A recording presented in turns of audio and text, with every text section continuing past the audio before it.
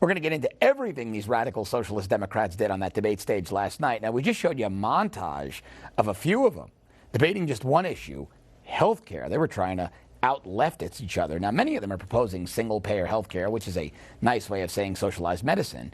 They want to completely eradicate the private insurance industry, but just how out of touch are they with the American people on this issue?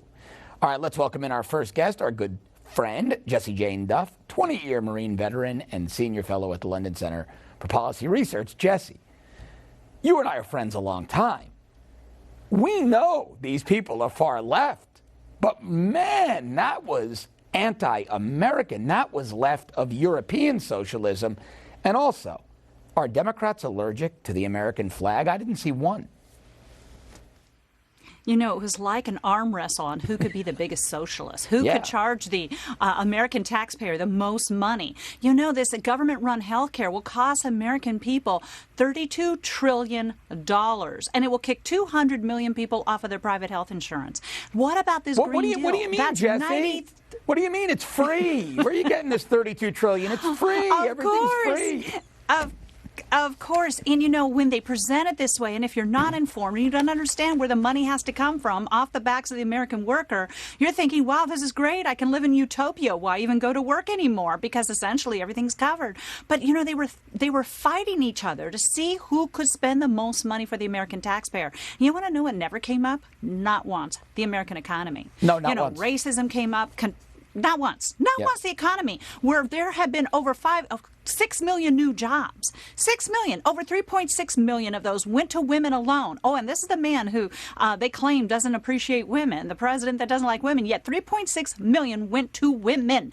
Over 500,000 manufacturing jobs. You know, jobs back, whereas under President Obama, 200,000 had left. It left the economy, and now we've got more, or 200 million had left the economy. Well, we got 500 million back. I'm sorry, 500,000. I'm sorry. You know what you're saying. More Jessie, left you're than came fired back. up. I'm getting my numbers mixed up. I know, I'm so mad. They have you, but let's talk about racism. You brought it up because Black and Hispanic unemployment are at record lows. But all record lows, right? Record lows. Donald Trump, record low unemployment for Blacks and Hispanics. Donald Trump, criminal justice reform, opened the jail cells for Blacks and Hispanics. But last night, they had one talking point. The president is racist. Listen to this. Yes. We know Donald Trump's a racist, but there is no red badge of courage for calling him that.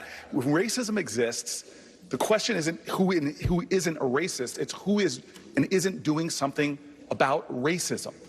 And this is not just an issue that started yesterday. It's not just an issue that we hear a president that can't condemn white supremacy.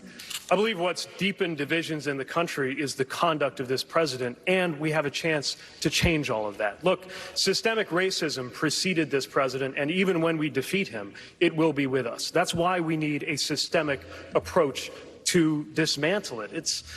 It's not enough to just take a racist policy, replace it with a neutral one, and expect things will just get better on their own.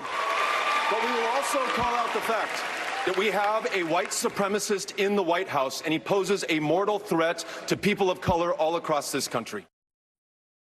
You know, Jessie, I can't even look at Beto O'Rourke with just wanting to relentlessly mock him and bully him. I mean, the guy is mortal. Donald Trump is a white supremacist who poses mortal threats to people of color. Record low Black and Hispanic unemployment, criminal justice reform, Black pastors around the country universally, when they meet Donald Trump, love the guy, they become his allies. Right. I mean, this to me, right, we know what this is about. This to me screams. Right. Democrats have no policies. They have no policy platform. They know it. Now they're just trying to use negatives when they need to be using positives. American people, I believe, are looking at this roll in their eyes.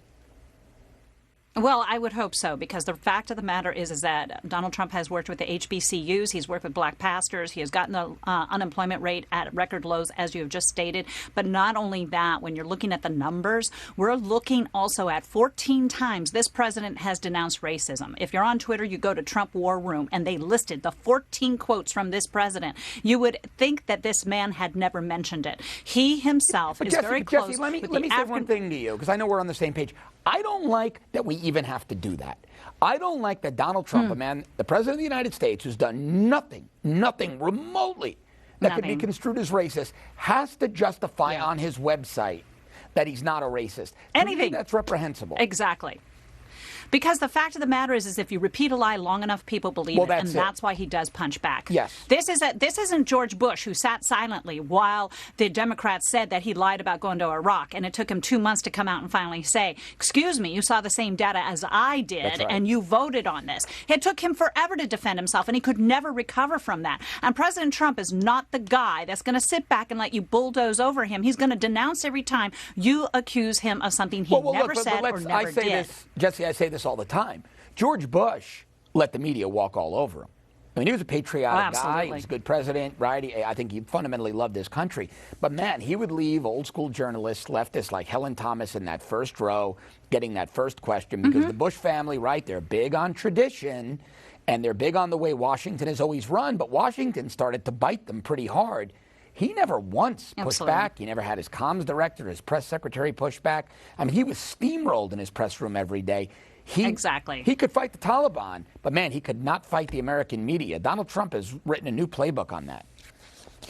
And then that's exactly what impacts a president's legacy, because, again, repeating that lie over and over again makes people believe this is historically accurate. And this president has done everything but racist activity. And we know this by looking at the simple data, and the numbers are quite clear that he's done everything to empower every single American out there who wants to work. Everyone who is willing and able to work has an opportunity under this administration to succeed. And the numbers I was trying to say is 500,000 new manufacturing jobs. In the last 6 months of President Obama's administration, they lost 200,000. So when you look at that statistical shift for jobs, economy, GDP, everything is on the uptick.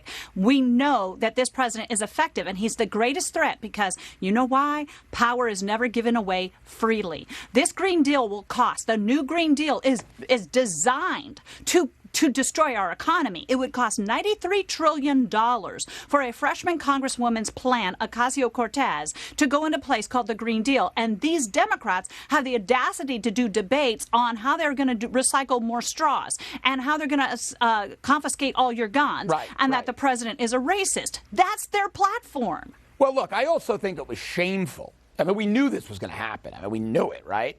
And we have about a take on this. It was shameful that George Stephanopoulos and the others didn't ask them about that. Hey, Donald Trump's economy is doing pretty well. What are you going to do differently? Even the journalists, put that in air quotes, in the room, stayed away from the economy because their masters at the Democratic National Committee would have been very upset had they questioned these candidates on the economy.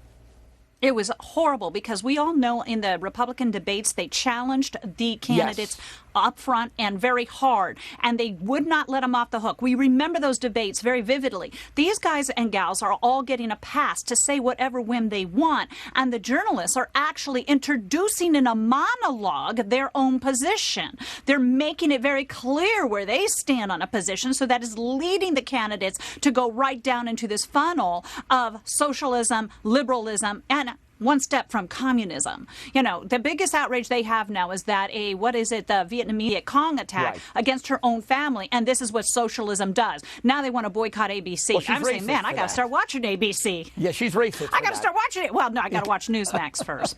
But she's racist for that, Jesse, by the way. She's racist appalling for telling her family story about her own race. It's just and the mind-blowing.